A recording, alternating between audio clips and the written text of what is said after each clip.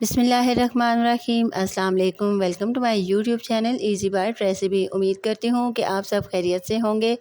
आज हम बना रहे हैं बीफ बिहारी मसाला बोटी, जो कि बहुत ही मज़ेदार और टेस्टी बनता है। तो चलिए वीडियो को स्टार्ट कर लेते हैं। बिस्मिल्लाहिर्रहमानिर्रहीम। यहाँ पर मैंने बीफ का गोश्त लिया है 1 किलोग्राम। आप चाहें तो मटन भी इस्तेमाल कर सकते हैं। गोश्त को मैंने अच्छा सा धो लिया है और अब मैं इसमें शामिल करूँगी 300 ग्राम दही लिया है। दही को मैंने इसमें शामिल कर दिया है और अब मैं इसमें शामिल करूँगी 1 टीस्पून नमक इसमें शामिल करेंगे। और अब मैं इसमें शामिल करूँगी 1 टीस्पून लाल मिर्च पाउडर, 1 टीस्पून हल्दी पाउडर, 1 टीस्पून धनिया पाउडर और 1 टीस्पून गरम मसाला पाउडर। इसके साथ इसमें शामिल करेंगे लाल मिर्च कश्मीरी, ये सिर्फ रंग के लिए इस्तेमाल की जाती है। यहाँ पर मैंने लिया है 1 टेबलस्पून अदरक और लहसुन का पेस्ट। हरी मिर्चों का पेस्ट 1 टीस्पून मैंने इसमें शामिल किया है। और अब मैं इसमें शामिल करूँगी 4 प्याज मैंने मीडियम साइज़ के लिए थे और इनको मैंने फ्राई कर लिया था। फ्राई करके मैंने इनको ठंडा कर लिया है और इसमें शामिल किया है। अब हम इसको अच्छा सा मिक्स कर लेंगे और इसको मैरिनेशन कर लेते हैं।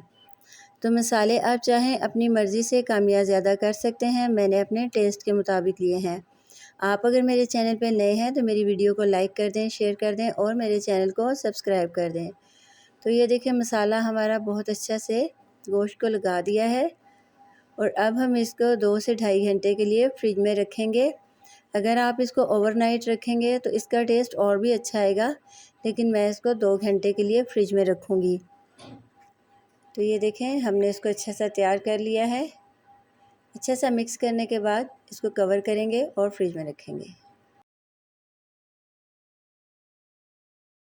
यहाँ पर 2 घंटे हो चुके हैं। तो चलिए अब गोश्त को देख लेते हैं। माशाल्लाह से अल्हम्दुलिल्लाह हमारी मैरिनेशन बहुत अच्छी सी हो गई है।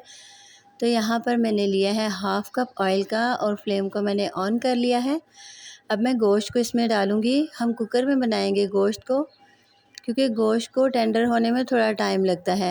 और अगर आप हांडी में जल्दी गोश्त को बनाना चाहते हैं तो आप इसमें कचरी पाउडर भी शामिल कर सकते हैं या पपीते का पेस्ट भी शामिल कर सकते हैं। उससे गोश्त बहुत ज़्यादा जल्दी टेंडर हो जाता है।